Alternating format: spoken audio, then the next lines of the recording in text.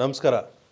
ಸುಮಾರು ಜನ ಇವತ್ತು ಯಾವ ಸ್ಟಾಕಲ್ಲಿ ಟ್ರೇಡ್ ಮಾಡಬೇಕು, ಹೆಂಗೆ ಗೊತ್ತಾಗತ್ತೆ ಅನ್ನೋದನ್ನೇ ಒಂದು ಮೇಜರ್ ಪಾಯಿಂಟ್ ಕೇಳ್ತಿರ್ತಾರೆ.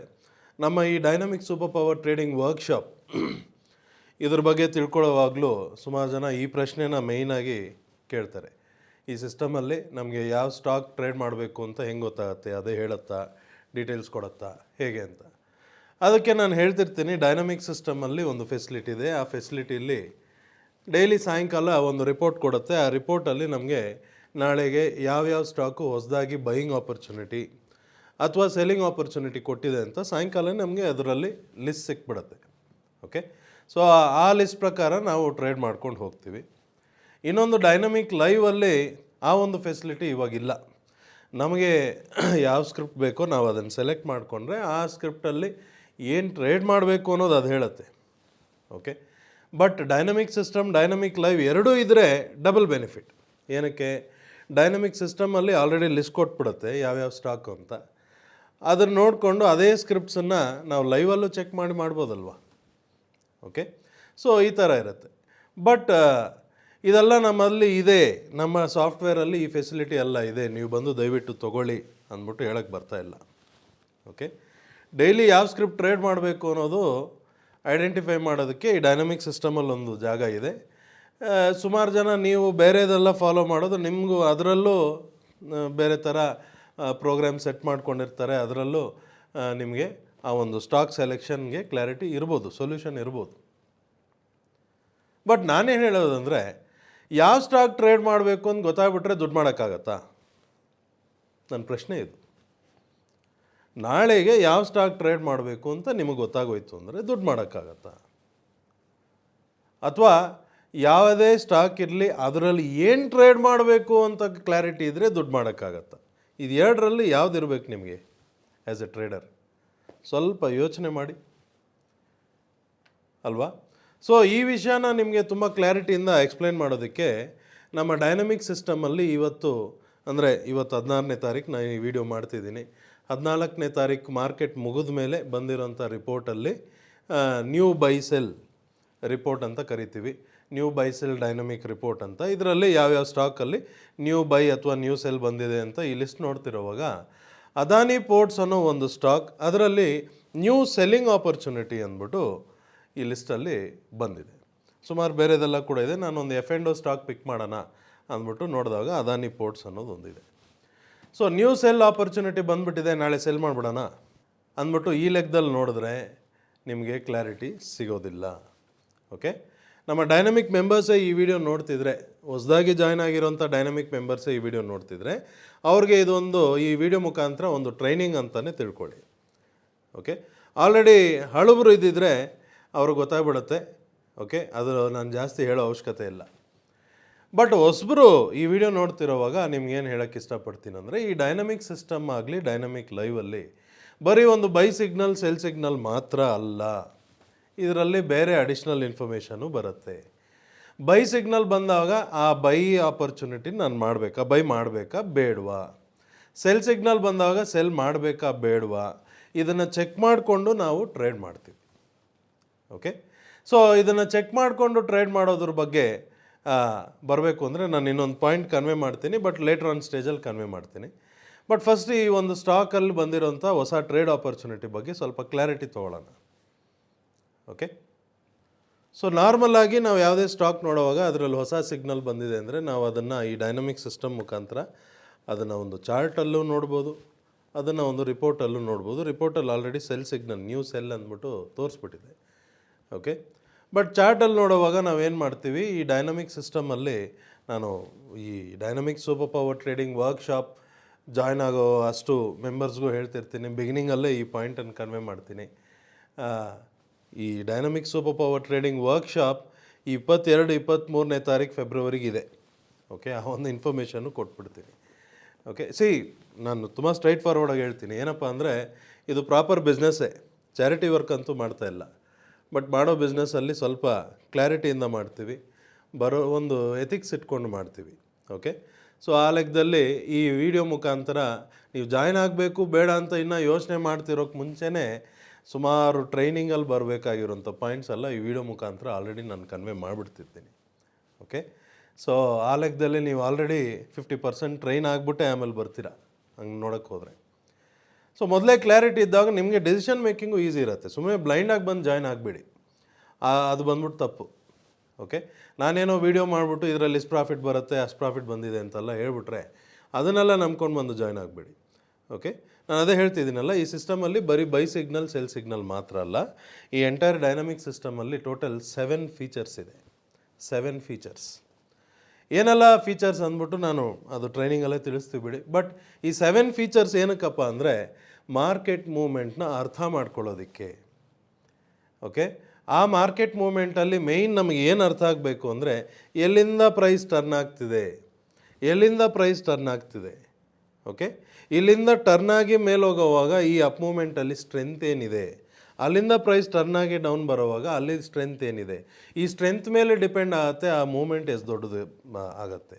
ಎಷ್ಟು ದೊಡ್ಡದು ಅಂದರೆ ಇಷ್ಟೇ ದೊಡ್ಡದು ಅನ್ನೋದಲ್ಲ, ಆ ಸ್ಟ್ರೆಂತ್ ಅರ್ಥ ಆದರೆ ನಮ್ಗೆ ಅಲ್ಲೇ ಗೊತ್ತಾಗ್ಬಿಡುತ್ತೆ ಇದು ದೊಡ್ಡ ಮೂವ್ಮೆಂಟ್ ಕೊಡುತ್ತೆ ಅಂತ. ಓಕೆ, ನೆಕ್ಸ್ಟ್ ಪಾಯಿಂಟ್ ಯಾವುದು, ಯಾವ ಪಾಯಿಂಟಲ್ಲಿ ಬಂದು ಮಾರ್ಕೆಟ್ ಟರ್ನ್ ಆಗ್ಬೋದು ಅನ್ನೋದು ಆ ಸಿಸ್ಟಮಲ್ಲೇ ಗೊತ್ತಾಗುತ್ತೆ, ತೊಂದರೆನೇ ಇಲ್ಲ. ಸೊ ಆ ಲೆಕ್ಕದಲ್ಲಿ ಈ ಅದಾನಿ ಪೋರ್ಟ್ಸಲ್ಲಿ ನ್ಯೂ ಸೆಲ್ ಸಿಗ್ನಲ್ ಬಂದಿದೆ. ಸರಿ, ಸೆಲ್ ಸಿಗ್ನಲ್ ಬಂದಿದೆ, ಈ ಸೆಲ್ನ ನಾಳೆ ಅಂದರೆ ಮಂಡೇ ಏನು ಡೇಟ್ ಬರುತ್ತೆ 17ನೇ ತಾರೀಕು ಈ ಟ್ರೇಡ್ನ ಮಾಡ್ಬೋದಾ ಬೇಡವಾ ಅಂತ ಡಿಸೈಡ್ ಮಾಡೋದಕ್ಕೆ ಫಸ್ಟು ಈ ಅದಾನಿ ಪೋರ್ಟ್ಸನ್ನು ಅದರದ್ದು ಚಾರ್ಟ್ ಓಪನ್ ಮಾಡಿಕೊಂಡು ನೋಡ್ತೀವಿ. ಚಾರ್ಟ್ ಓಪನ್ ಮಾಡ್ತಾನೆ ಇದರಲ್ಲಿ ಕ್ಯಾಂಡಲ್ ಸ್ಟಿಕ್ಕು ಅದು ಇದು ಅಂತೆಲ್ಲ ನೋಡ್ಬಿಟ್ಟು ಸುಮಾರು ಜನ ಪ್ರೀ ಅಸ್ಯೂಮ್ ಮಾಡಿಬಿಡ್ತಾರೆ, ಪ್ರೀ ಜಡ್ಜ್ ಮಾಡಿಬಿಡ್ತಾರೆ. ಏನಪ್ಪ ಅಂದರೆ ಓಕೆ ಇದರಲ್ಲಿ ಮತ್ತೆ ಬಂತು ಕ್ಯಾಂಡಲ್ ಸ್ಟಿಕ್ ಪ್ಯಾಟರ್ನ್ ಅದು ಇದು ಎಲ್ಲ ಗೊತ್ತಿರಬೇಕು ಅಂತ ಒಂದು ಅಸಂಪ್ಷನ್. ಖಂಡಿತ ಅದೆಲ್ಲ ಗೊತ್ತಿರಬೇಕು ಅನ್ನೋ ಅವಶ್ಯಕತೆ ಇಲ್ಲ, ಅದೆಲ್ಲ ಗೊತ್ತಿದ್ರೆ ತಲೆನೋವು. ಓಕೆ, ಸೊ ನಿಮಗೇನೂ ಗೊತ್ತಿಲ್ಲ ಅಂದರೆ ತುಂಬ ಒಳ್ಳೆಯದು. ಸಿಂಪಲಾಗಿ ನೋಡಿ, ಈ ಅದಾನಿ ಪೋರ್ಟ್ಸದು ಚಾರ್ಟ್ ಓಪನ್ ಮಾಡಿ ನೋಡಿದ್ರೆ ಪ್ರೈಸ್ ಇದ್ರದ್ದು ಶಾರ್ಪಾಗಿ ಡೌನ್ ಬಂದಿದೆ. ಯಾವತ್ತು 14ನೇ ತಾರೀಕು ಫೆಬ್ರವರಿ. ಡೌನ್ ಬರುವಾಗ ಒಂದು ಸೆಲ್ ಸಿಗ್ನಲ್ ಬಂದಿದೆ ನೋಡಿ, black colour arrow mark, down arrow mark ತೋರಿಸ್ತಿದೆ. ಇದನ್ನು ಸ್ಪೀಡ್ ಸಿಗ್ನಲ್ ಅಂತ ಕರಿತೀವಿ. ಸೆಲ್ ಸಿಗ್ನಲ್ ಬಂದಿದೆ. ಬಟ್ ಸೆಲ್ ಸಿಗ್ನಲ್ ಬಂದಿದೆ, ನಾಳೆ ಸೆಲ್ ಮಾಡೋಣ ಅಂತ ನೋಡಿದ್ರೆ ಸೆಲ್ ಸಿಗ್ನಲ್ ಬಂದಿರೋ ಕಡೆನೇ ಆಪೋಸಿಟಲ್ಲಿ ಇನ್ನೊಂದು ಸಿಗ್ನಲ್ಲು ಇದೆ.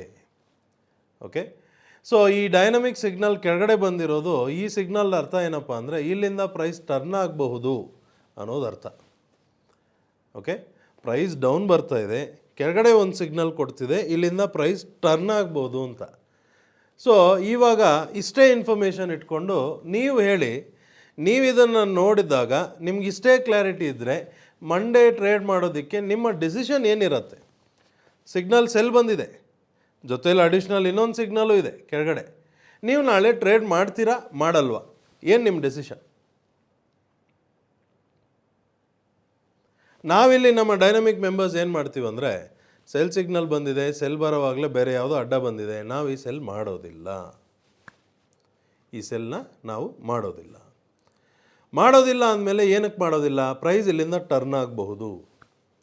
ಓಕೆ, ಟರ್ನ್ ಆದರೆ ಯಾವ ಕಡೆ? ಮೇಲ್ಗಡೆಗೆ ಟರ್ನ್ ಆಗಿ ಮೇಲೆ ಹೋಗ್ಬೋದು ಅಂತ ಗೊತ್ತಾದ ಮೇಲೆ ನೀವು ಇವಾಗ ಏನು ಮಾಡಬೇಕು ಹೇಳಿ? ಬೈಯಿಂಗ್ ಆಪರ್ಚುನಿಟಿ ಬಂದರೆ ಬೈ ಮಾಡಬೇಕು, ಅಷ್ಟೇ ಕೆಲಸ ಇರೋದು. ಓಕೆ, ಸೊ ಬೈಯಿಂಗ್ ಆಪರ್ಚುನಿಟಿ ಬರೋದಕ್ಕೆ ಈ ಡೈನಮಿಕ್ ಸಿಸ್ಟಮಲ್ಲಿ ಬೇರೆ ಡೀಟೇಲ್ಸ್ ಇದೆ, ರಿಪೋರ್ಟ್ಸ್ ಇದೆ. ಈ by above cell below DMBOTs ranges ಇದೆ, ಅದ್ರ ಪ್ರಕಾರ ನೋಡಿಕೊಂಡು ಟ್ರೇಡ್ ಮಾಡಬಹುದು. ಓಕೆ, ಸ್ವಲ್ಪ ಜನ ಇಂಟ್ರಾಡೇಗೆ ಅಂತ ನಾಳೆ ಟ್ರೇಡ್ ಮಾಡ್ತಾರೆ, ಸ್ವಲ್ಪ ಜನ ಪೊಸಿಷನ್ ತೊಗೊಂಡು ಅದನ್ನು ಕ್ಯಾರಿ ಫಾರ್ವರ್ಡ್ ಮಾಡಬೇಕು ಅಂತಲೂ ಮಾಡ್ತಾರೆ. ಇಂಟ್ರಾಡೇ ಮಾಡಿದ್ರೆ ಹೆಂಗೆ ಮಾಡಬೇಕು? ಪೊಸಿಷನ್ ತೊಗೊಂಡು ನೀವು ಕ್ಯಾರಿ ಫಾರ್ವರ್ಡ್ ಮಾಡಿ ಸ್ವಲ್ಪ ದಿವಸ ಇಟ್ಕೊಂಡು ಅದನ್ನು ಎಕ್ಸಿಟ್ ಮಾಡಬೇಕು ಒಂದು ಪಾಯಿಂಟಲ್ಲಿ, ಅಂದರೆ ಅದನ್ನು ಯಾವ ಥರ ಟ್ರೇಡ್ ಮಾಡಬೇಕು ಅಂದ್ಬಿಟ್ಟು ಈ ಡೈನಮಿಕ್ ಸೂಪರ್ ಪವರ್ ಟ್ರೇಡಿಂಗ್ ವರ್ಕ್ಶಾಪಲ್ಲಿ ಇದನ್ನೇ ತಿಳಿಸ್ಕೊಡೋದು, ಬೇರೆ ಏನಿಲ್ಲ. ಓಕೆ, ಬಟ್ ಅಟ್ಲೀಸ್ಟ್ ನಿಮಗೆ ಇನ್ನೂ ಆ ವರ್ಕ್ಶಾಪಿಗೆ ಬರೋಕ್ಕೆ ಮುಂಚೆನೇ ಇವತ್ತು ಕ್ಲಾರಿಟಿ ಬಂದ್ಬಿಡ್ತಾ?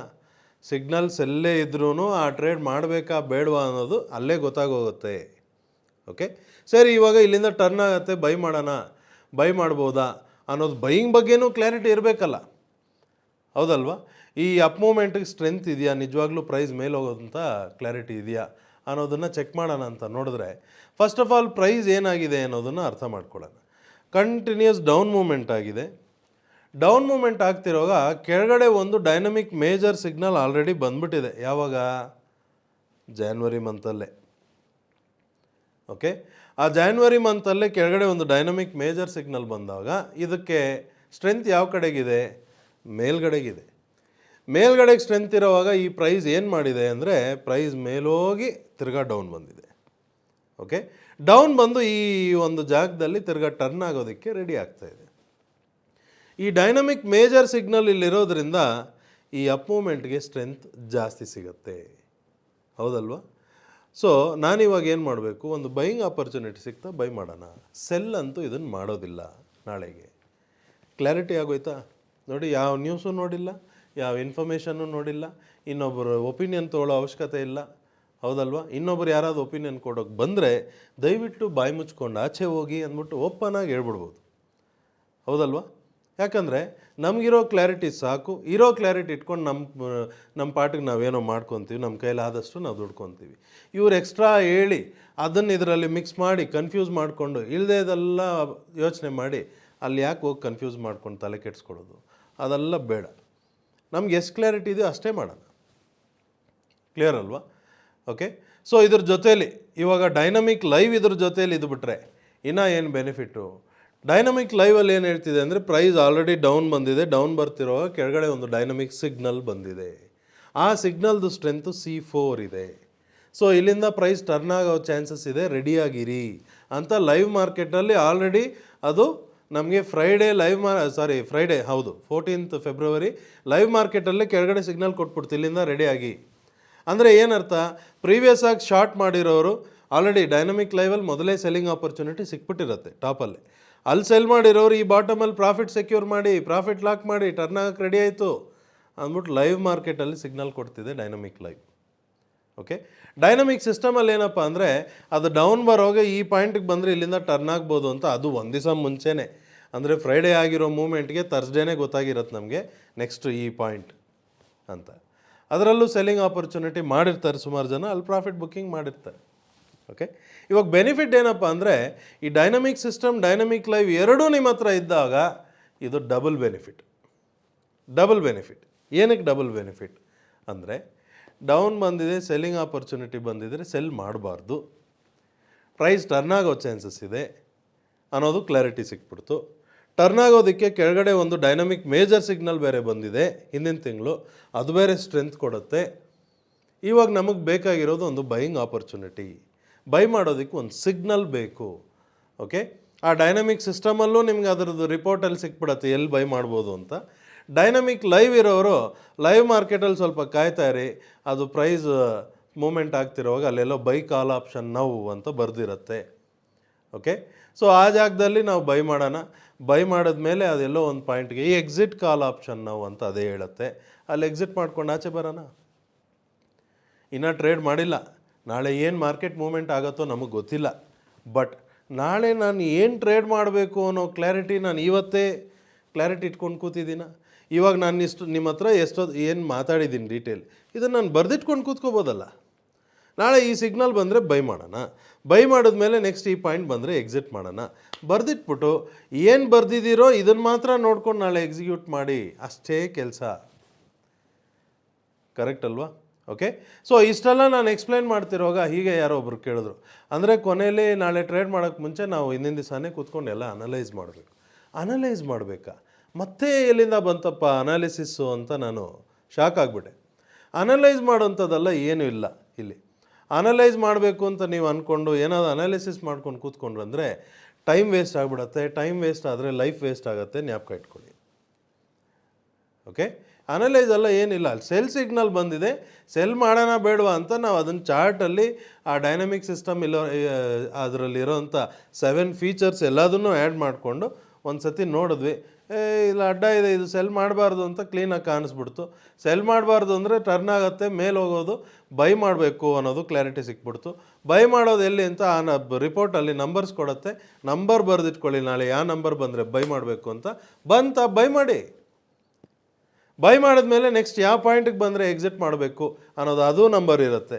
ಇವಾಗ ನೋಡಿ, ಇಲ್ಲಿಂದ ಇದು ಟರ್ನ್ ಆಗಿ ಮೇಲೆ ಏನಾದರೂ ಬಂತು ಅಂದರೆ 1152 ಅನ್ನೋದು ಒಂದು ಇಂಪಾರ್ಟೆಂಟ್ ಪಾಯಿಂಟ್ ಇದೆ ಮೇಲ್ಗಡೆಗೆ. ಇನ್ನು ಅದಕ್ಕೂ ಮೇಲೆ ಅಂದರೆ 1176 ಅನ್ನೋದು ನೆಕ್ಸ್ಟ್ ಇಂಪಾರ್ಟೆಂಟ್ ಪಾಯಿಂಟ್ ಇದೆ. ಅಂದರೆ ನಾನು ಇಲ್ಲಿಂದ ಟರ್ನ್ ಆಗಿ ಬೈಯಿಂಗ್ ಆಪರ್ಚುನಿಟಿ ಬಂದಾಗ ಬೈ ಮಾಡಿ ನೆಕ್ಸ್ಟ್ ಯಾವ ಪಾಯಿಂಟಿಗೆ ಪ್ರಾಫಿಟ್ ಸೆಕ್ಯೂರ್ ಮಾಡಬೇಕು, ಎಲ್ಲಿಂದ ಪ್ರೈಸ್ ನೆಕ್ಸ್ಟ್ ಟರ್ನ್ ಆಗ್ಬೋದು ಅಂತ ಇವತ್ತು ಬರೆದಿಟ್ಕೊಂಡು ಕೂತಿದ್ದೀವಲ್ಲ. ಹೌದಾ ಇಲ್ವಾ? ಇಲ್ಲಿ ಅನಾಲಿಸಿಸ್ ಎಲ್ಲ ಮಾಡೋದಕ್ಕೆ ಜಾಗನೇ ಇಲ್ಲ, ಎಲ್ಲ ಫಿಕ್ಸ್ಡ್ ಇದೆ. ಡೈನಮಿಕ್ ಸಿಸ್ಟಮ್ ತೊಗೊಳ್ಳಿ, ಡೈನಮಿಕ್ ಲೈವ್ ತೊಗೊಳ್ಳಿ, ಎಲ್ಲ ಫಿಕ್ಸ್ಡ್. ನಾವು ಕೂತ್ಕೊಂಡು ಏನೋ ಲೈನ್ ಎಳೆಯೋದಕ್ಕೆ ಡ್ರಾಯಿಂಗ್ ಮಾಡೋದಕ್ಕೆಲ್ಲ ಇಲ್ಲಿ ಜಾಗನೇ ಇಲ್ಲ. ಆರಾಮಾಗಿ ಕೂತ್ಕೊಂಡು ಅನಾಲಿಸಿಸ್ ಎಲ್ಲ ಬೇಡ, ಅಲ್ಲೇನು ಇನ್ಫಾರ್ಮೇಷನ್ ಇದೆಯೋ ಅದನ್ನು ಫಾಲೋ ಮಾಡಬೇಕು. ಅಲ್ಲಿರೋಂಥ ಇನ್ಫಾರ್ಮೇಷನ್ನ ಇವಾಗ ನೀವು ಹೇಳ್ಬೋದು ಅಲ್ಲಿ ಸೆಲ್ ಸಿಗ್ನಲ್ ತಾನೇ ಬಂದಿರೋದು, ನೀವು ಸೆಲ್ ಮಾಡಬೇಡ ಅಂತ ಹೇಳ್ತೀರಾ. ನಮ್ಗೆ ಹೆಂಗೆ ಗೊತ್ತಾಗತ್ತೆ? ಕಣ್ಬಿಟ್ಟು ನೋಡಿದ್ರೆ ಗೊತ್ತಾಗತ್ತೆ. ಹೌದಾ ಇಲ್ವಾ? ಓಕೆ, ಅಲ್ಲೇ ನಾವೇನು ಎಕ್ಸ್ಟ್ರಾ ಮಾಡಿಲ್ಲ, ಅದಕ್ಕೆ ಹೇಳಿದ್ದು ಬರೀ ಬೈ ಸಿಗ್ನಲ್ ಸೆಲ್ ಸಿಗ್ನಲ್ ಮಾತ್ರ ಈ ಡೈನಮಿಕ್ ಸಿಸ್ಟಮ್ ಡೈನಮಿಕ್ ಲೈವಲ್ಲಿ ಇಲ್ಲ. ಬೇರೆ ಅಡಿಷ್ನಲ್ ಇನ್ಫಾರ್ಮೇಷನ್ ಇದೆ. ಆ ಇನ್ಫಾರ್ಮೇಷನ್ ಪ್ರಕಾರ ಸಿಗ್ನಲ್ ಬಂದಾಗ ನಾವು ಅಲ್ಲಿ ಬೈ ಮಾಡಬೇಕಾ ಬೇಡವಾ, ಸೆಲ್ ಮಾಡಬೇಕಾ ಬೇಡವಾ, ಇಷ್ಟು ನೋಡೋದಕ್ಕೆ ದಿನಕ್ಕೆ ಒಂದು 5-10 ನಿಮಿಷ ಕೆಲಸ. ಅದನ್ನೂ ನಾನು ಮಾಡೋದಿಲ್ಲ ಅಂದ್ಬಿಟ್ರೆ ಆವಾಗ ಸ್ಟಾಕ್ ಮಾರ್ಕೆಟ್ ಟ್ರೇಡಿಂಗೇ ಕಷ್ಟ. ಹೌದಲ್ವಾ? ಸೊ ಐ ಹೋಪ್ ಈ ವಿಡಿಯೋ ಮುಖಾಂತರ ನಿಮಗೆ ಅದಾನಿ ಪೋರ್ಟ್ಸಲ್ಲಿ ಆಗ್ತಾ ಇರೋಂಥ ಪ್ರೈಸ್ ಮೂವ್ಮೆಂಟ್ ಅದ್ರ ಬಗ್ಗೆನೂ ಕ್ಲಾರಿಟಿ ಸಿಕ್ಕಿರುತ್ತೆ. ಮಾರ್ಕೆಟಲ್ಲಿ ಅನಾಲಿಸಿಸ್ ಮಾಡಿದ್ರೆ ಟೈಮ್ ವೇಸ್ಟ್ ಆಗಿ ಜೊತೆಲಿ ಲೈಫ್ ವೇಸ್ಟ್ ಆಗಿ ಅದ್ರ ಮಧ್ಯದಲ್ಲಿ ಟೈಮ್ ವೇಸ್ಟು ಲೈಫ್ ವೇಸ್ಟ್ ಮಧ್ಯದಲ್ಲಿ ಕ್ಯಾಪಿಟಲ್ಲು ಇನ್ನೊಂದು ಕಡೆ ಹೋಗ್ಬಿಟ್ಟಿರುತ್ತೆ. ಈ ಕ್ಲಾರಿಟಿ ನಿಮ್ಮೆಲ್ರಿಗೂ ಸಿಕ್ಕಿದೆ ಅಂತ ಅನ್ಕೊತೀನಿ. ನಮಸ್ಕಾರ.